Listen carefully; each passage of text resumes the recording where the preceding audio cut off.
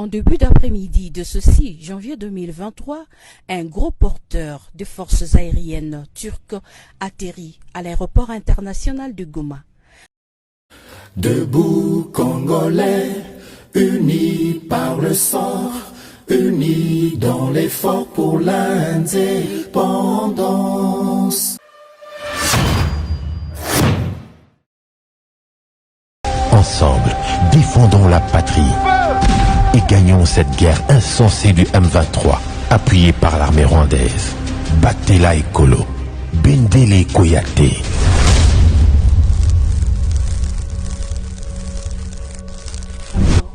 Boza, le bienvenu na GCAM Télévision, fidèles aux abonnés, chers téléspectateurs. Na pesibino matondo mingi pona bolandi chaîne au GCAM Télévision, matondo mingi pona fidélité pe confiance renouvelée na émission Oyo Debout Congolais. Bipa inyo sobozami à travers mokili mobimba. Samba Olonga gayo présent na pesibino. Bonne année lisusu pona ba Oyo boza kolanda ngai na nika sikoyo.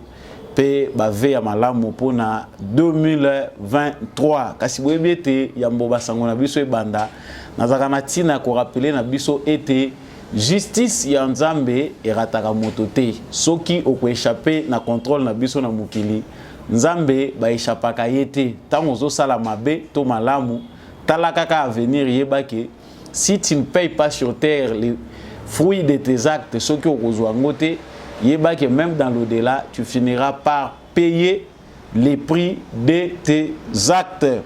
Voilà, j'entre très rapidement dans l'actualité qui nous concerne aujourd'hui. Lelo na memelibino lisolo na yebi que lisolo boye bien malamu ezali un autre professeur na biso azali très bien aimé ou azali na Belgique, le professeur Pius Tshibanda, à la rescousse d'un candidat désavoué qui est Moïse Katumbi. Il y a ces derniers temps, nous constater en gros, les professeurs Pius Tshibanda, selon Yemoro va dire naye, azali objet il y a attaque, appel et belé concernant opinion à Pessi. Topé vérité ou yatalisi selon Ye concernant Kelasi Oyo Moïse Katumbi Atanga. Pour éviter, il a voulu revenir pour Koyako Talisa Bakongolais, les Kamboya parcours scolaire ya Moïse Katumbi. Et il a présenté cette fois-ci à l'opinion certificat d'études primaires ya Moïse Katumbi, alors que Ye Azalaki professeur na humanité. Batebele Bazali Komitou na sur ba question sur ba réelle motivation ya professeur pour na kokende kokundo la biso certificat d'études primaires ya Moïse Katumbi koya ko présenter biso tebi que professeur Azaka Maël Mingi il nous a aidé dans beaucoup d'idées aza compteur batumusu ba yebie que azali mutumoko asekisaka pe azali ko faire réfléchir, c'est aussi un philosophe. Bazali komituna mituna ebele Moïse Katumbi serait-il en train de s'acheter de gens, des personnes Oyo Bazali Congolais pour étayer son insuffisance de crédibilité par rapport à la nationalité congolaise. Eza mituna ebele bino pe bozali komituna toko banda liboso na actualité wana na basango na biso ya lelo. Sango ya mibale toko lobela awa ezali kotala banduku na biso ya PPRD. Bango balobi makambo o etali processus ya enrôlement ya ba électeur etali bangote bokoyo kango na munoko ya Shadari yemoko mais bango bakokende élection pona ko se débarrasser na dictature pardon ya monsieur Félix Tshisekedi. Donc Emmanuel Ramazani Shadari candidat perdant na élection présidentielle il y a 2018 azali ko affûter ba arme na ye contre Félix Tshisekedi mais aboyi processus ya enrôlement yango tozali ko tuna train est démarré batumusu ba boyi ko mata. Est-ce que côté lema nous reviendrons aussi sur cette actualité ya misa tutokolobela awa ezali kotala ba fausse rumeur fausse vraie rumeur en attendant concernant une prétendue présence il y a ba mercenaires russes au Bazali au Benga ya Wanière à l'est de la République démocratique du Congo, c'est-à-dire aux côtés de nos FARDC, na traque ya ba rebelle M23. Est-ce que c'est vrai? Ba information on ezali ko circuler mingi na ba réseaux sociaux tozali. Est-ce que ezala ya solo que ba mercenaires bazali aux côtés ya ba FARDC tokozonga pe pona kotalela sangwana nde bongo tokosukisa na sango ya malamu après lever embargo ya o etalaki makambo minduki sur RDC. Turquie auti kopesa na Congo bibundeli auti kopesa yango moto azui yango na compte ya gouvernement République démocratique du Congo ezali gouverneur ya Nord Kivu bapesi penda armement moderne na ba FARDC na biso. Quand à se poser des questions pourquoi ba partenaire na biso mususu batikali baza kozela nini pona ko soutenir RDC selon Bosengi ya ba Congolais. Encore une fois de plus na pesibino matondo mingi pona boponi chaîne OEG comme télévision et surtout merci d'être patriote et éclairé enfin tombola bende les places aux ali biso tozalaka FARDC na motema eza makambo ya comédie te makambo mboka basala kanango masekite. Donc ceux qui ignorent que patrie ba défendaka yango bazali digne d'être des citoyens modèles na siècle oyo biso tozali. Nous on reste attachés à notre nation. C'est de là que bonheur na biso collectif tozali koluka eroyela. Voilà, on revient encore avec ces dossiers de monsieur Moïse Katumbi. Après un débat roulé, un débat qui continue encore de faire rage dans l'opinion congolaise concernant l'application ou pas de la loi sur les origines des candidats à l'élection présidentielle. Cette question qui soulève beaucoup de réponses, bah débat ezali ko wuta bipai na bipai. Parce que awa batu baza ko mituna inclusion balingi nini Moïse Katumbi c'est un candidat comme tous les autres candidats, qu'est-ce qui se passe? Enfin oh toza ko linga ko lobela lelo na yebi keza bande ko musupe bosi boyo kiango boza ko lobela yango bato ba yebi plus tu banda tendingi bozo ko mona na photo. Vraiment c'est un célèbre professeur, c'est quelqu'un de comique, de très gentil, très intelligent, quelqu'un qu'on suit beaucoup. Mutoyo aza quand même na une façon à transmettre bato ba réalité à Congo avec beaucoup d'humour, beaucoup de tendresse dans sa façon de présenter les choses. Aza Mutumoko de très connu, un auteur que beaucoup de gens lisent. Moi personnellement je les lis beaucoup, j'ai beaucoup de respect pour les professeurs plus Tibanda. Kasi kombo na ye nazota yango ya limbala liboso wa émission na ngai ezali parce que azali lelo au centre, au cœur du débat. Selon Yemoko azali accusé que Azali va corrompre na misolo. On lui a donné l'argent par Moïse Katumbi pour qu'il puisse les défendre.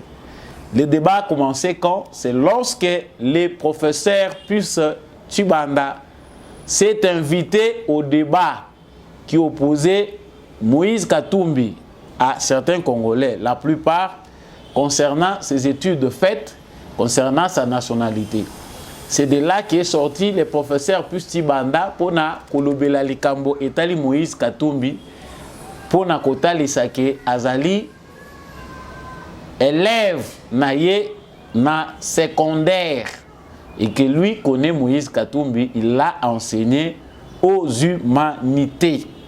Avant de poursuivre l'analyse Nabiso, je vous laisse d'abord découvrir la dernière vidéo réalisée par le professeur Pusti Banda Oyo Azali Kolobela makambo etali Moïse Katumbi Azali pe ko présenter non bulletin naye ya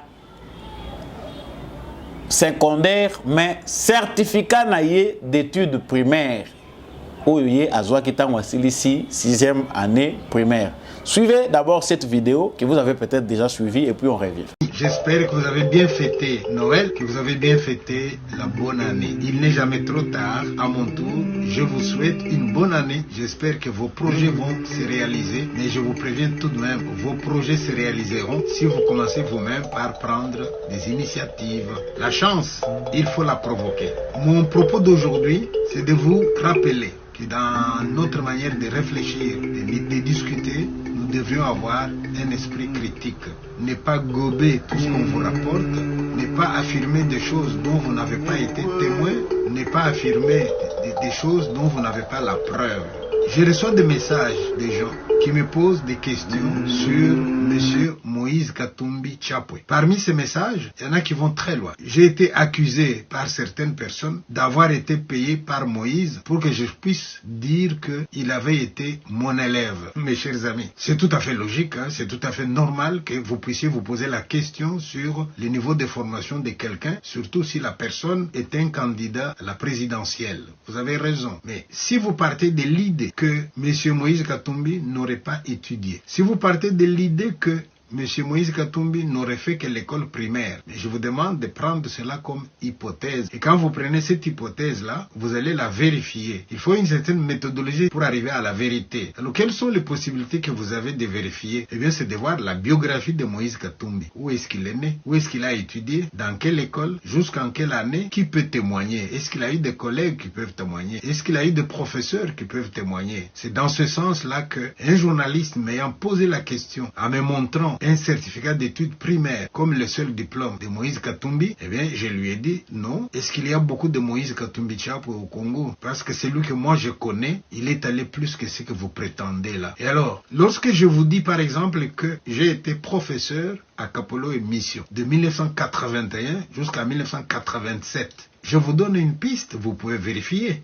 À ce moment-là, le préfet de l'école s'appelait Bukasa. Il a été remplacé par un autre qui s'appelait Saïkumba. Le prof de philosophie s'appelait Mukadi. Le prof d'histoire s'appelait Kalukuta. Le directeur de l'internat s'appelait Kabwe. Le curé de la paroisse s'appelait Père Barnabé. Je vous donne ces preuves-là. Maintenant, si vous êtes intelligent, allez dans la biographie de Moïse. Posez-vous la question. La période où moi j'ai été là, est-ce qu'il était là lui aussi, oui ou non? C'est la seule façon que vous avez. J'ajoute que Moïse Katumbi a terminé à Kapoloé, qu'il a eu son diplôme d'État. Vous n'avez qu'à aller. S'il y a une liste, s'il y a des archives au Congo avec les listes des gens qui ont eu les diplômes d'État, vous allez vérifier. Vous n'avez aucune vérification. Mais moi, je vous dis, j'ai été son professeur et j'entends dire que j'aurais été payé pour affirmer. Dans quel intérêt? Alors, ce témoignage que j'ai fait aujourd'hui, j'espère clore les débats. Je vous montre d'abord un premier document. Regardez-les très bien. Là, c'est Moïse, élève de l'école primaire à Kapoloé, à l'école primaire qui s'appelle Kabukwikwi. C'est bien écrit sur les documents, vous voyez bien. Maintenant, regardez cet autre document. Sur cet autre document, regardez bien la photo. Regardez 2 ans après ce que Moïse serait devenu. Et l'autre document s'appelle brevet d'État. Est-ce qu'au Congo, il y a des documents qu'on appelle brevet d'État? Et puis regardez bien, sur le document qu'on appelle brevet d'État, qui serait le brevet de CO de Moïse Katumbi, eh bien, il est délivré par l'école Kabukwikwi. Mais laissez-moi vous dire qu'à Kapolo et Mission, il n'existe pas une école secondaire qui s'appelle Kabukwikwi qui aurait donné ces brevets-là à Moïse Katumbi. L'école secondaire de Kapolo s'appelle Kiangalele. C'est l'école primaire qui s'appelle Kabukwikwi. Et il y a une autre école qui s'appelle Kapuanino. Il a été à Kabukwikwi à l'école primaire. Et on fabrique un document et on prétend qu'avec ce document-là, c'est son brevet. Et au Congo, vous avez des brevets où c'est mentionné brevet d'État, où il n'y a pas une date, où il n'y a rien. J'espère que c'est suffisant pour que vous puissiez cesser de dire n'importe quoi. Alors, maintenant, si vous refusez que Pichimanda puisse avoir donné cours à Moïse Katumbi, ça vous regarde. Moi, j'ai dit, je lui ai donné cours. Je peux citer ses amis, hein. Il se promenait avec Alain, il se promenait avec Gabin, le fils de Chinabou. C'était un trio de gens qui aimaient bien jouer au foot parce que lui aussi, il jouait très bien au foot. Je sais pas, qu'est-ce que je dois encore vous donner comme preuve? Je récapitule, je vous souhaite une bonne année. Je souhaite que vous puissiez avoir un peu un esprit critique. Voilà. Nakanti Bouti Kolanda Malamu, professeur Pius Chibanda. Les professeurs, premièrement, il n'a pas tort, ce qui appelle ça que cours na Moïse Katumbi, de se prononcer dans un débat comme tous les autres Congolais qui se prononcent, qui donnent leurs opinions par rapport, 1, à la question des nationalités de Moïse Katumbi, 2, par rapport aux études faites par Moïse Katumbi et le reste de son histoire. Certainement, on n'a pas à les condamner d'avoir dit la vérité. Le professeur Pusti Banda n'est pas le seul professeur qui a donné cours à des étrangers sur le sol congolais.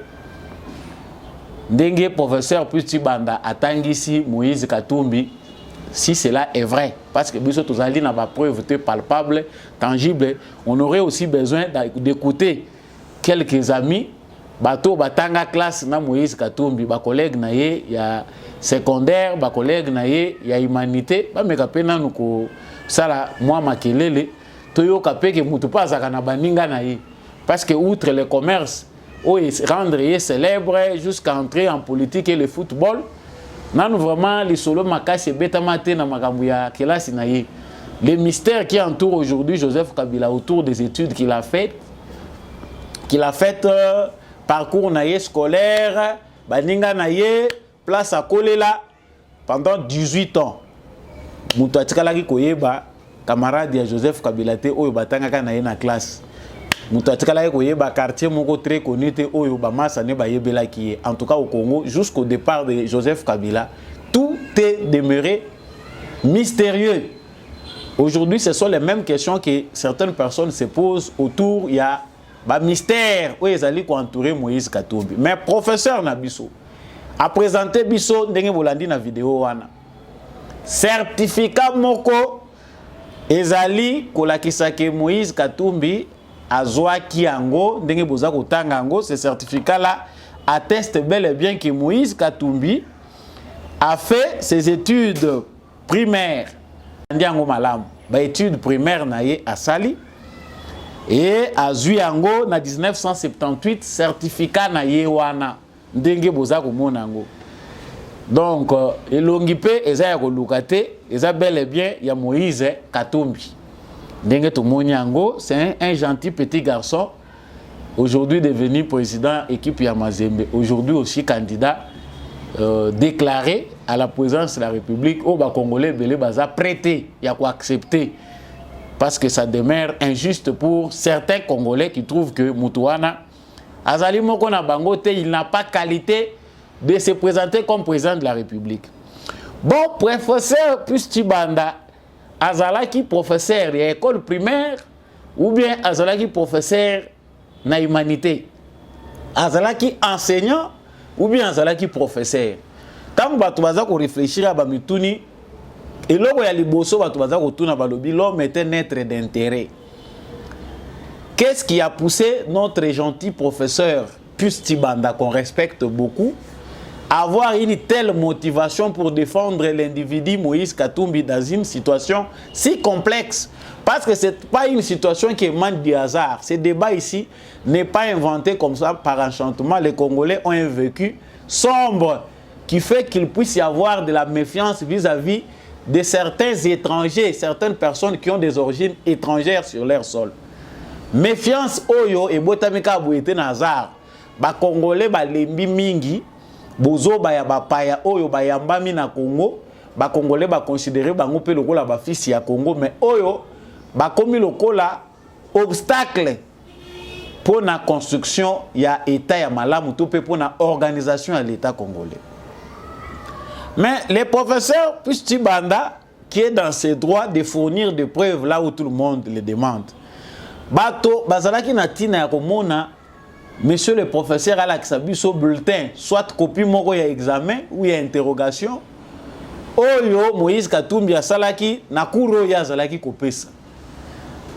Les professeurs, pour nous montrer que Moïse Katumbi a bel et bien fait ses études primaires, nous présentent un certificat. D'où la question qu'on se pose. Professeur Pusti Banda, yo na Belgique place aux alliés, présentement aux alliés na Belgique, au sali voyage, pour que ndetine école Moïse Katumbi atangaki, pour bimisa certificat na ye,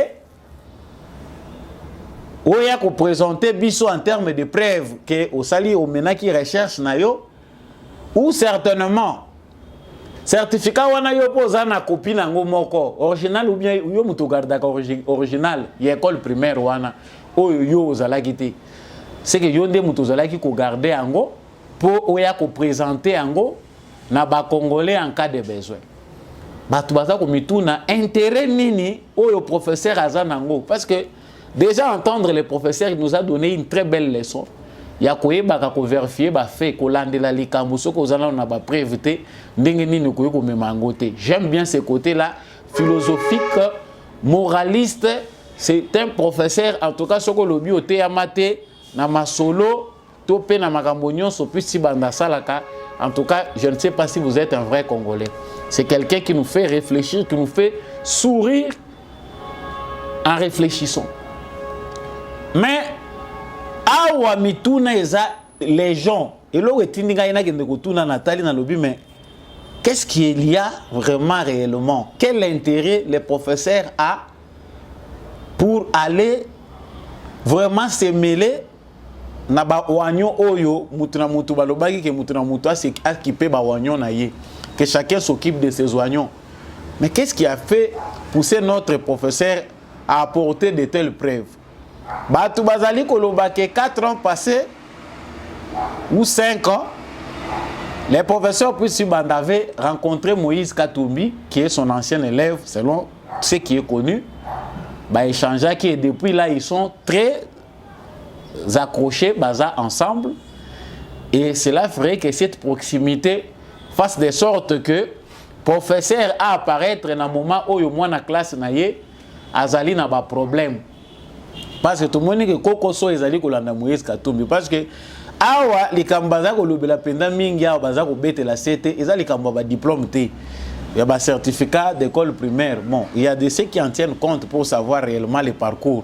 Pour ce temps, on continue na katia monde politique, bato ba komitu na kaka ba question.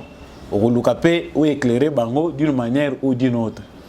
La vraie question est loko ekangi penda Moïse Katumbi singana kingo ezali ya koyeba identité oyo yaza ko réclamer ya ba congolais. Est-ce qu'Azali originaire nango? Parce que la nationalité on peut l'acquérir. Mais l'origine, on ne l'acquiert pas.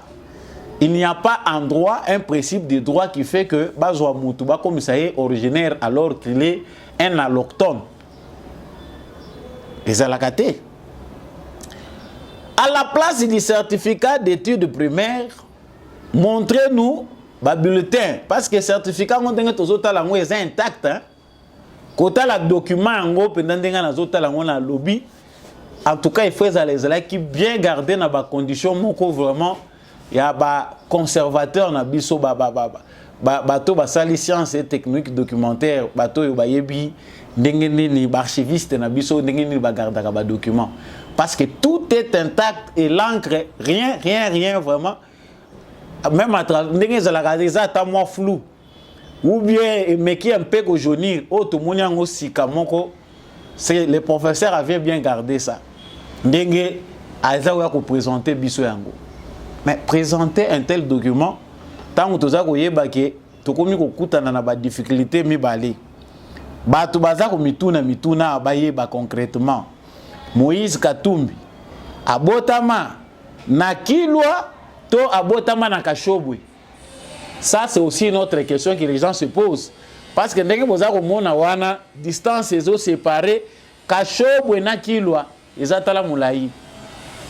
Les adeptes de Moïse Katumbi disent que non, il faut aller au centre moderne c'est une justification document na bango batu mususu moni abotamaki na ilebo ta bazo tuna ye abotamaki na ilebo botami wapi alobi na botama na Kana abotami na na chef lieu ou bien na territoire abotami na ba village ezana kati. Mais il donne le territoire comme référence. Batunaye Balobi, ce sont des choses qui arrivent. Cher professeur Pusuti Banda, quelle mouche vous a piqué pour vous mêler à cette affaire de manière à laisser deviner que vous allez corrompu? C'est qu'on peut retenir. Parce que dans le moment où le débat est autour de la personne de Moïse Katumbi, lui-même pense qu'il y a des manœuvres tout autour de sa candidature, où Ezali s'est dessiné pour l'empêcher de postuler comme candidat président de la République. Bato ebele bazali ko arriver na ko comprendre parce qu'au Congo kaka pisi banda muta pesi courte na bato ebele. Plusieurs Rwandais sont venus au Congo avec de bonnes ou de mauvaises intentions. Ils ont été enseignés par des professeurs congolais. Cela ne fait pas non plus de ces Rwandais là congolais. Bazwa pe ba diplôme na bango, bazwa pe ba classe na bango ya malamu. Donc Moïse Katumbi, dans sa quête pour combler le vide et faire face à la menace qui représente pour lui la loi, qui réserve exclusivement les postes clés des institutions aux originaires du Congo, il faut pour appeler sa sens na lutte na à Lukabato bakoko tchaye poa, il faut qu'il y ait des Congolais qui puissent les soutenir dans cette lutte-là. Il y a maintenant la démarche ndenge toshito yebiango. Et ça démarche moko dona. Je donne mon argent, vous me soutenez. Nous avons vécu des choses terribles au Congo. Heureusement que Ngoï Moukena a disparu. Comment les Katangais sont spécialistes en fabrication d'identité? Joseph Kabila, qu'on connaissait de Joseph Kanambe, est devenu Kabange à cause des gens qui lui avaient fabriqué une identité pour qu'ils deviennent réellement congolais, congolais ne sont pas makambo lekaki. Mais après, comme la vérité était tutoyée comme on a makambo, les lots na batu mususo pe bazaba na musée bazali kolobaki toyebiti. Ça c'est entre guillemets. Ba mystère wana to vivre pendant 18 ans. Les lots ba congolais ba télémi parce que c'est une question que certaines personnes voient à la légère. Batu bazako mona ngo ndire zeloko ya maseki, mais c'est une question qui revient de temps en temps. Tant aux Congolais, tu le but que tu étouffé vérité. Le professeur a dit vrai. Mais professeur, est-il important pour vous de défendre un certificat d'école primaire? Oyo professeur, autant que c'est là qui est kunate. Au long de l'école, na yo place yo pesela qui moutour. Ok, qu'on se retrouve dans l'école primaire pour que nous la moutou certificat et à servir de preuve. On comprend ici qu'avec facilité, les professeurs s'est laissé emporter dans une voie d'un politicien qui ne répond dans les débats que pour ses propres intérêts. Yo une autorité na yo ke ko kabela yo. Nga natangisa yo soko kutani na makofi na yo na politique. Ya ngani ni nakati. Cher professeur Pustibanda, tu nous as déçus complètement. Vous pouvez encore revenir à la raison parce qu'il y a encore des choses sages que vous pouvez transmettre aux milliers de Congolais, je ne sais pas si ce sont des millions, qui vous écoutent avec beaucoup de considération. Na Congo, Batebele, Basali Moussala Malam pour na Congo sur le plan scientifique, sur le plan social, mais qui finit par s'embourber dans les bêtises de la politique. Vous pouvez finir comme ça votre vie sans toutefois être sali. Mais c'est comme si na Congo, ils ont une force négative et attirent à Batonyon Sobaya Kozindaka na Bobé Bisi Oyo et comme un collectif. Donc, ato kei na yo kei tout droit batu ba commission même au soir de la vie oya ko ya na pétrin ya boy. On ne défend pas l'indéfendable. Moïse Katumbi seul est la personne habilitée à nous présenter son certificat d'études primaires. Ce n'est pas à vous professeurs de venir koya ko bima et surtout que cela n'entre pas vraiment dans makambo eza cadre na yo. Nous avons dit chers professeurs à bon entendeur, ce qui est à bon entendeur, Balobaka. Salut. Le PPRD n'est pas concerné par les processus d'enrôlement déjà en cours, mais ils iront aux élections pour mettre fin à la dictature de Félix Tshisekedi. Malobana Emmanuel Razani Chadari, je vous prie de bien suivre cette vidéo et puis on revient. Consensuel. Si on exclut un candidat parce qu'il y a ceci, on interprète mal la Constitution, là, c'est comme si on demande d'appliquer l'article 64 de la Constitution. Pour obtenir la crédibilité, la transparence et l'inclusivité, notre exigence n'a pas changé, n'a même pas évolué, dans un sens comme dans un autre. La crédibilité passe par une CENI consensuelle. L'inclusivité passe par une CENI consensuelle. Et elle doit être consensuelle, ça signifie que toutes les parties prenantes doivent être représentées. En tout cas, nous, FCC, nous n'avons aucun représentant à la CENI. PPD, on n'a aucun représentant. Ceux qui ont fait l'aventure, ils étaient là avant même d'être nommés. Nous, on a envoyé jusque-là personne. Il faut attendre la signature de Kabila ou quelqu'un qui va signer à la place de Kabila. C'est à ce moment-là qu'on dirait que le FCC est représenté. Nous, on ne connaît pas cette CENI. C'est ça le message fort. On ne reconnaît pas cette CENI. Je vous ai dit que la CENI a pour mission de garantir les intérêts des uns et des autres pour une surveillance mutuelle. Mais nous, on ne peut pas, je vous le dis maintenant officiellement, nous attendons l'enrôlement lorsque la CENI sera inclusive. Nous serons à l'enrôlement lorsque la CENI sera consensuellement montée et constituée.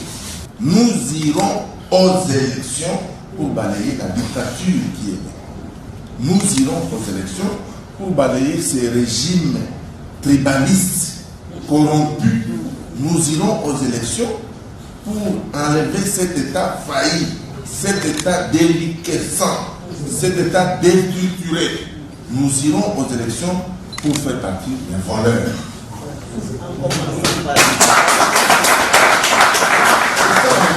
Voilà. C'est comme si la même chanson se répète, mais cette fois-ci avec des acteurs nouveaux. Bateau, basi bayebi, processus électoral na Congo bayebi que ils en a ba mot ou etikala ba mot clé. Oyo traditionnellement, culturellement et comme nango koko ma vocabulaire, il y a pour chaque fois que processus électoral est kozala na Congo, tu utilises ba même mot. On pensait qu'avec Félix Tshisekedi comme président de la République, au moins on pouvait changer de vocabulaire. Mais les vieux démons nous retiennent toujours. Inclusif, dictature, boycott, enrôlement, tricherie. Biloko yo toyoka ki yango ko banda 2006, toza lelo na 2023, le même langage, vous l'écoutez ndenge Shadari aza ko beta ngo siete. Mais qui est Emmanuel Razani Shadari? C'est monsieur coup sur coup. Moutoyo Arashiraki Batouki, en tout cas, ce soir, je suis président de la République. Ndenge nazo voté boye déjà. À partir de ce soir, naza président de la République. Malheureusement pour lui, il a été en bas de l'échelle à se retrouver. En 2006, l'UDPS n'est pas allé aux élections sur base des conditions, sur base des clauses qui n'ont pas été respectées.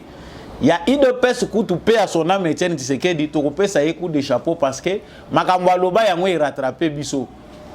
Il s'est sacrifié pour faire comprendre à l'opinion congolaise que Tozo Kende na Libulu, Nzela Tozo Kende Congolais à cause de la Bisso Nyonso Bakocha Bisso qui tunga moko na bapaye.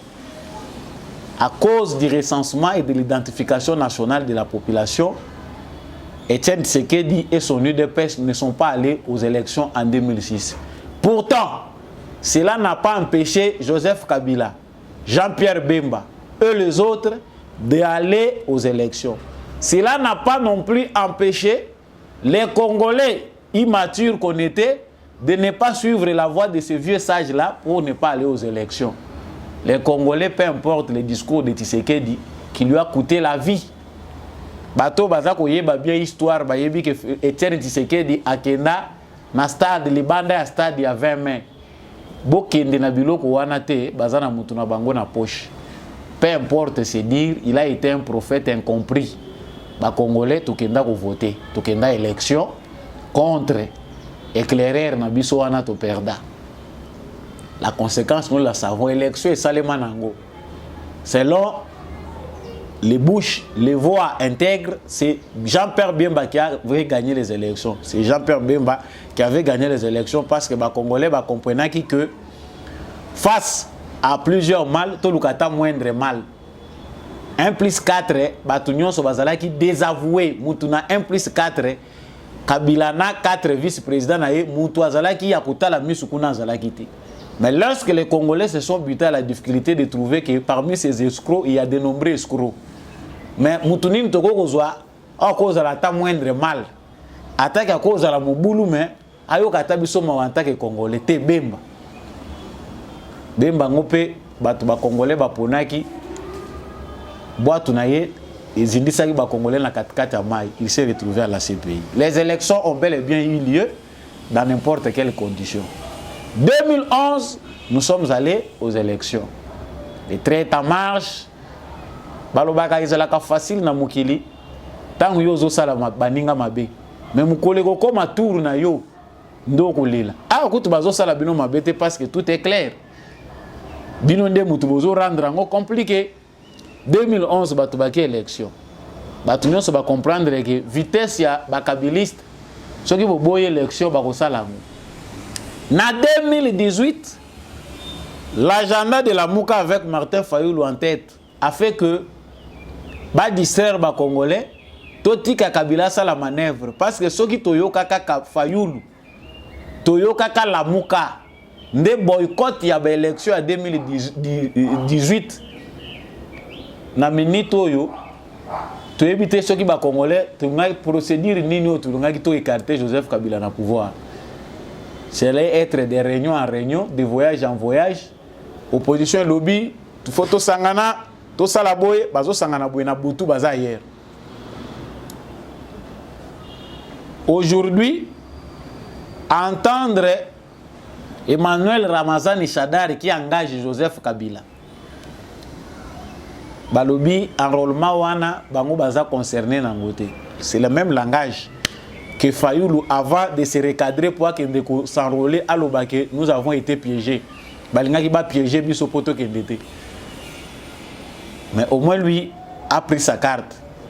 Emmanuel Razani dit qu'ils ne sont pas concernés. Mais qui sont ces Congolais là, bah Congolais là amnésiques? Qui sont ces Congolais là qui sont un peu comme des moutons ou des animaux qui ne vont pas avoir le temps de réfléchir ne fût-ce qu'une seconde pour n'accouter la makambouelika inasima. Mais soyons quand même sérieux. Même Nyama, ils ont on peut baser la mémoire. Yako Kangake, ça, ce monsieur ici, c'est un criminel. Je n'ai même pas le temps de l'écouter. Moutou a yibagi mwana nangai. L'éléphant, même après 50 ans, Azako Kanga Moutoyo, Asala qui est ma bé, la mémoire naïe. Nous pensons que mémoire ya batou est moindre que oya éléphant. À moins que Moutouye Mokoye va peut-être traiter comment bien gérer. Principe naïe ya bomoto. Ou bien entretenir santé naïe mentale. Si vous Shadari abimeli biso en sauveur, notre première dame honoraire, parce que le mot honoraire revient chaque fois. Première dame honoraire, a dit que Joseph Kabilaza sauveur. Yango pe Emmanuel Ramazani Shadari a lobby élection en effet inclusif. Il ne faut pas savoir que tel ou tel autre à cause de la candidate, il faut inclusif. Et le réseau c'est que au Congo, plus nous utilisons des verbes, plus les verbes sont comme tradition et culture. Donc, lorsque les autres parlaient de l'inclusivité des élections là en 2018, Chadar écrivait aussi, noté quelque part. Aujourd'hui, ce que comme il tourne, il y a une inclusivité. Mais la tourne, il y a une inclusivité, il y a une bango pour se soulager. Il faut Kabila ait un sous candidat. Pour cela, des professeurs d'université, tant que au Congo, va profaner des diplômes. On a honte des fois au Congo de se présenter comme un licencié en ceci ou en cela, un docteur. Le PPRD nous fait honte à travers des diplômes. Parce que total nombre de docteurs au bazar na PPRD, total état au mboka etikalaki. Muto yo alingaka classe ita za tona tan kotinda mwana na état ki ndiko sala université. Parce que ça c'est un mauvais exemple. Destruction méchante à l'élite congolaise. On a remplacé les abrutis à la place de l'élite. Bato bazaki censé causer la batou. Nde mutu bazar relayé au second plan. Bangonde bazu les déçus. Mais c'est ces mêmes personnes-là avec une telle médiocrité, bazako pe sa biso na minito yo. Laissons, ba esi biso non. Enrôlement biso etali biso te. Mais congolais, message eza balaza eza lancé na bino ba congolais. beaucoup d'élections te mokili tourne à tour mais ya tourne bino boza vraiment na raison te ya ko créer oyo boza ko créer enrôlement aussi yo ka ba contester en enrôlement ça dit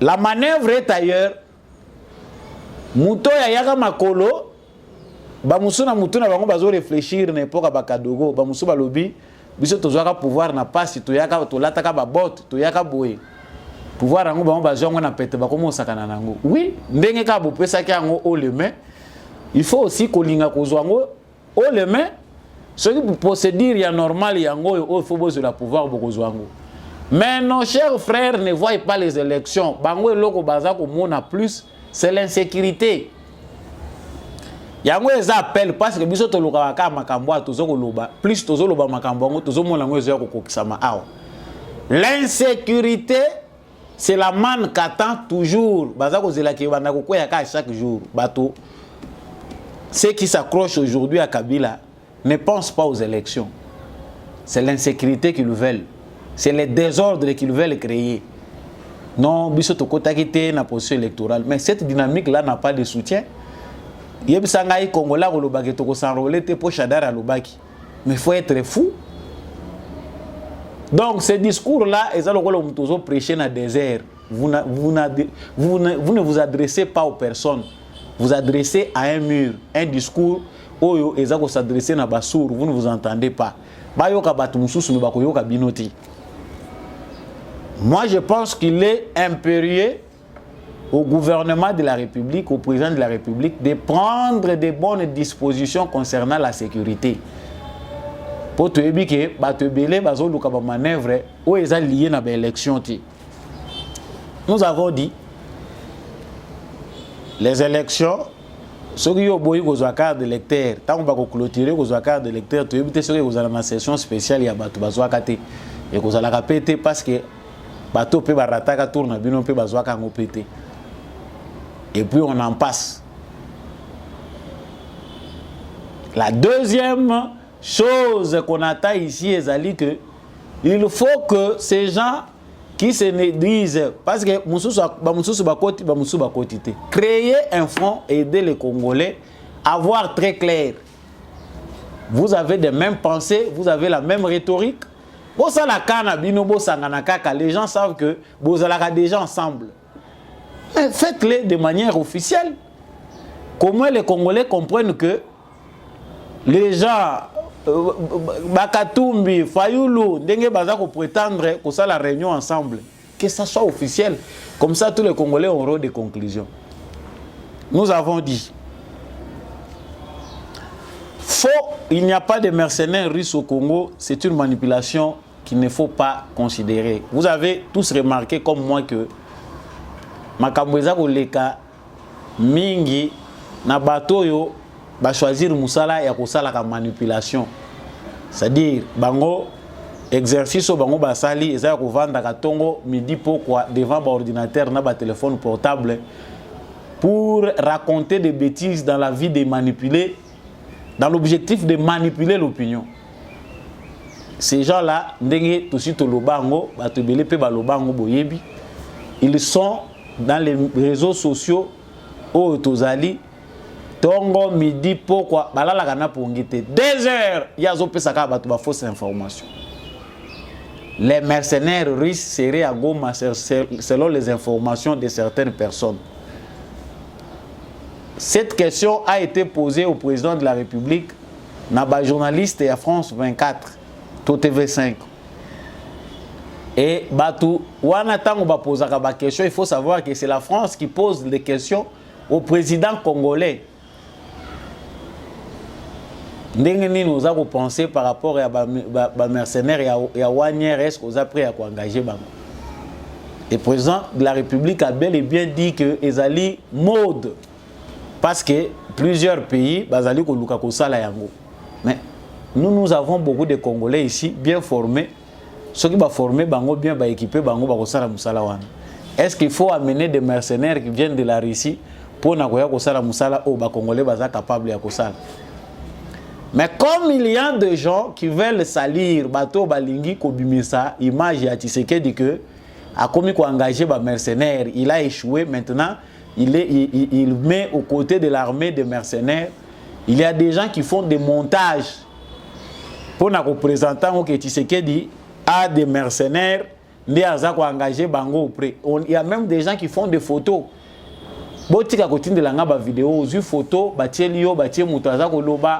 Prenez le temps d'étudier ce que vous partagez.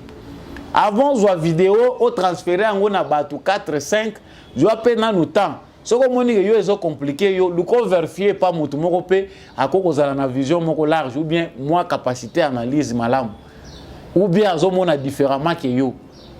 Mais il y a une anomalie, je ne sais pas si les termes sont clairs. Et ça, moi, et l'autre, Congolais, presque tous les humains dans le monde entier, c'est que on finit par être comme des robots qu'on est en train de manipuler. Finit bouton aux akondima. Vous aimez ce qui n'est pas, qui n'entre pas dans le cadre de vos intérêts. Vous commentez là où il ne faut pas le faire. Vous partagez des vidéos qui ne sont pas à votre bénéfice. Vous êtes dans les bêtises. Ce qu'on va ici, clair, que certaines choses, parce que de manière indirecte, vous faites un travail pour le compte des gens mal intentionnés. Ba mercenaires, ba koti, baza déjà na goma, ba kanyu bango photo, bato ba benga ba mercenaires baza banani. Quand quelqu'un mercenaire en dimi baka nga photo ba telemina mundu ki na banani. C'est quel genre de mercenaire?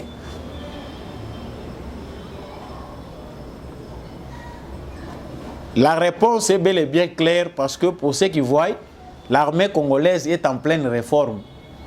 Nous avons un diplôme en 2 semaines de formation militaire à Kinshasa, les diplômés. Va continuer l'armée. On sait comment la procédure se passe là-bas pour continuer la formation pour l'armée, pour ceux qui veulent.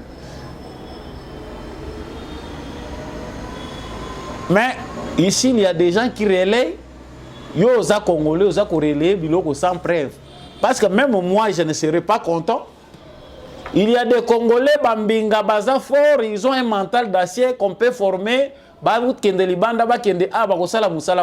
Qui vous dit que ce sont les miracles qui viendront faire les milices à Wagner? Vous relayez les informations de M23. Binopi Bokomi ba M23. Ba information baza ko publier parce que les terroristes c'est différent chez nous.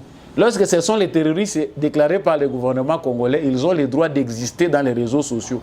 Dans toutes les plateformes des réseaux sociaux, bazali ko exister, baza ko publier babilo ko na bango. Si ce sont les terroristes en France et aux États-Unis, là kuna bako zana tanku tuté, bako tika bango basa la propagande na bango wana. Mais comme c'est chez nous et à leur bénéfice, ils doivent faire ce qu'ils veulent. Chers frères congolais, la manipulation est grande. Machine à manipulation et zawana pona kwa bruture bat. Tu peux être un intellectuel, tu peux être un bon lettré, mais ce qu'on a vigilanté, c'est fini ba bruture par des informations coupées. Choisissez 5-6 personnes, 3-4, pourquoi pas 2 pour les gens qui sont très stricts. Oh yo koko yok. Choisissez biloko nini yo, sélectionnez ba source nini yo koko landa. Vous trouvez que non, quelque part à l'Obagamabe, quelque part à l'Obaga bien. Maintenant, là, on a quand même, parce que même s'il y a 2 ou 3 choses qui ne vont pas, il y a quand même une droiture. Après, incapacité à faire l'analyse des alliés au s'embrouiller. Nous vivons dans un siècle où le numérique est utilisé par des mauvaises mains pour abrutir les humains. Tant que vous comprendre comment vivre à l'ère des réseaux sociaux et à l'ère du numérique, c'est fini, tu deviens un animal. Même l'animal, il se rebelle à un moment, mais il y a des machines. On va manipuler pamba. Apprendre ou à laisser, nous aurons tous compris que nous devons changer nos habitudes face aux réalités d'aujourd'hui. La Turquie fait des dons de matériel militaire à la RDC. Tout le monde qui porte au Fongwami et comme il peut y a une réalité. La Turquie vient d'offrir des matériels de guerre à la RDC. Tu as vu déjà que c'est un début. Tango Paul Kagame alelaki alobi ke ba trahir ye na levé embargo oyo balongoli ya RDC, il savait déjà que quand balongoli embargo et la que la plupart de ses alliés, la plupart ya bateau yo ba fabrika qui est bazongi sima face à la mobilisation, face à l'éclatement de la vérité. Yango ba moni que biso to ko la tangambo na Kagame te tika tika la yemoko ezali sous juste te que ba congolais bazala sous embargo. Donc on répéta que c'est la diplomatie de Tshisekedi, c'est comme ça qu'on va écrire l'histoire.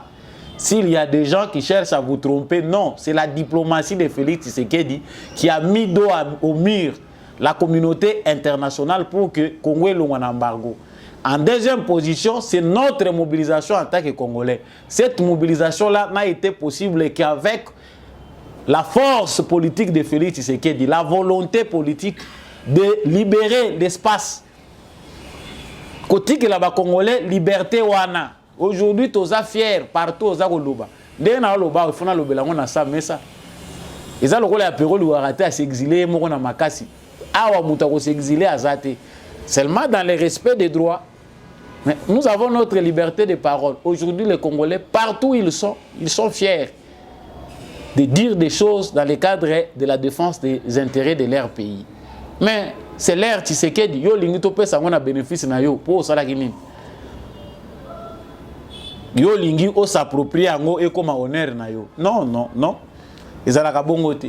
Suivez d'abord cette vidéo, ya badon oyo réceptionné par le gouverneur militaire et puis on revient.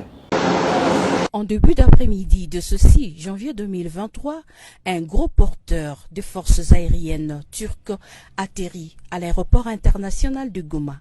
C'est dans le cadre de la collaboration congolo-turque.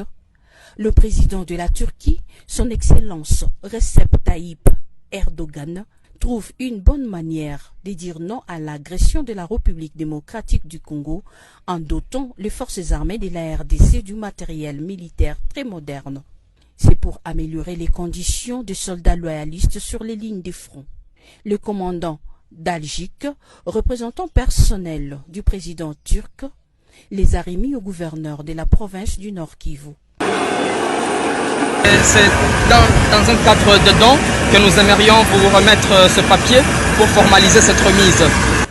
Au nom du commandant suprême des forces armées de la République démocratique du Congo et de toute la hiérarchie militaire, le lieutenant-général Constant Dumakongwa, gouverneur de la province du Nord Kivu, a réceptionné cette donation. Au nom du gouvernement congolais, au nom du ministre de la Défense nationale, et nous remercions en leur nom le gouvernement turc, son Excellence Erdogan, pour ces dons à son homologue le président de la République du Congo, son Excellence Félix Antoine Tshisekedi.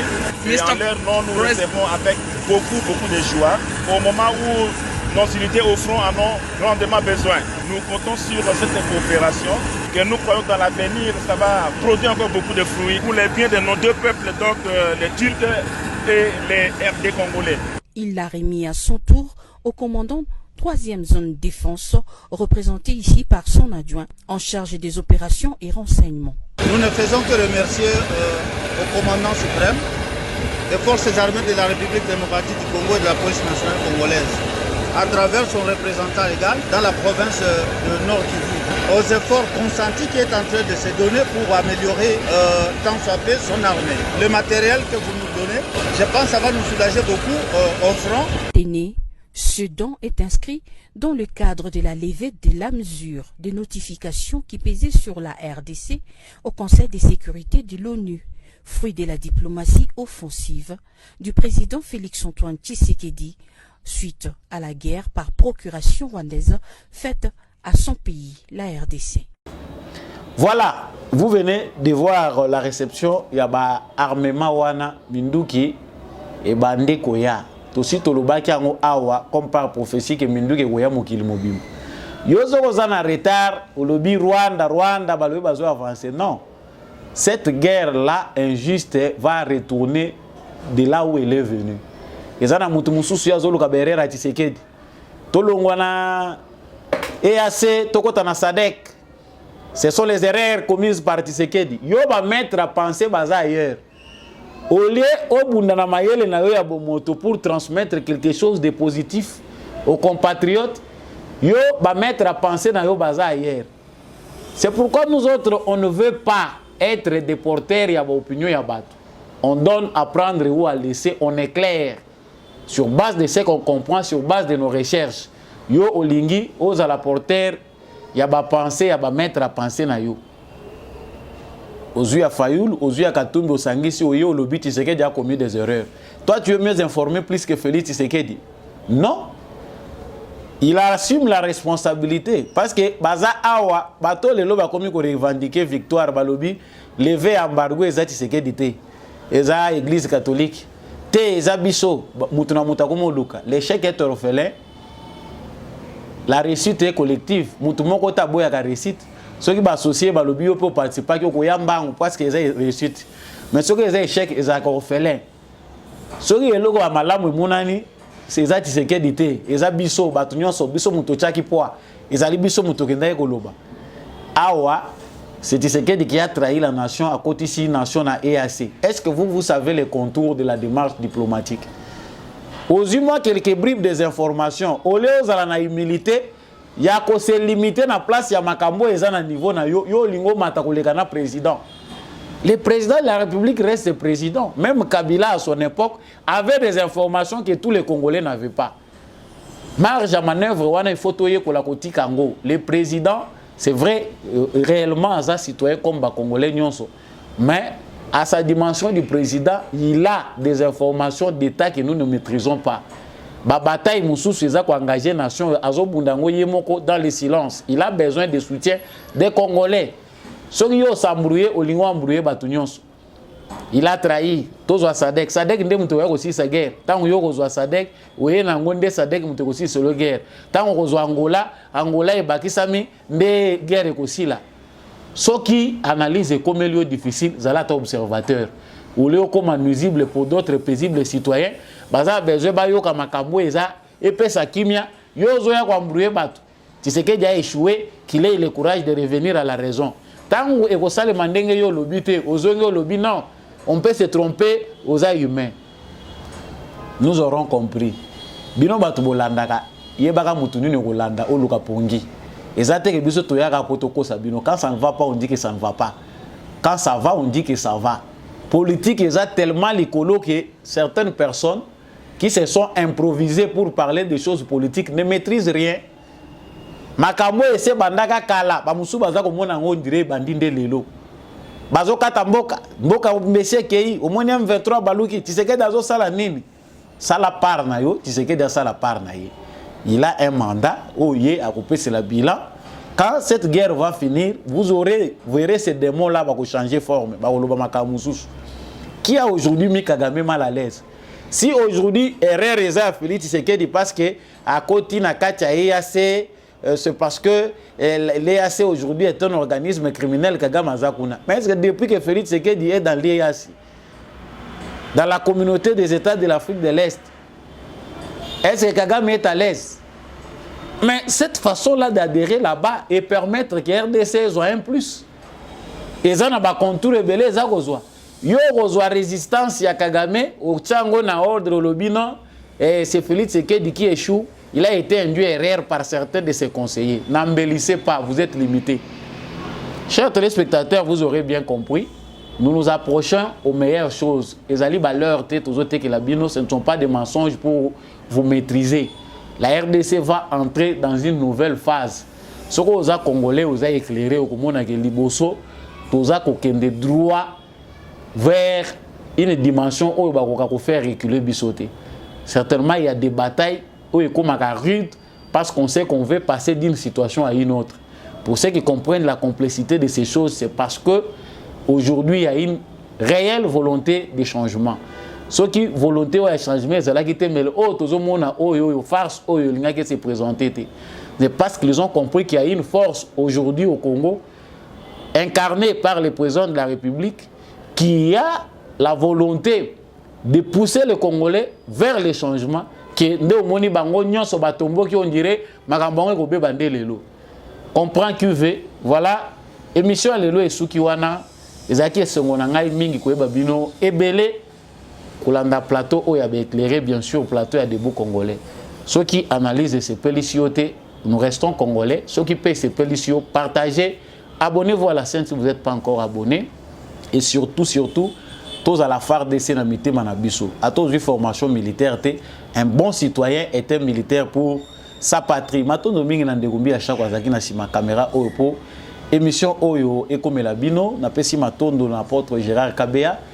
Merci mingi na maman Lisette Mungendu, papa Jean-Louis Timbalanga, l'homme de la vérité des urnes. Merci beaucoup à monsieur le maire Boniface Mpunga. Merci beaucoup à maman Bilonda. Merci beaucoup à papa Kennedy Mukendi. Merci à toutes ces personnes. Vraiment, Bolingaka Samba Olonga Mingi. Vous voulez me contacter, le numéro est en bas de votre écran. Vrai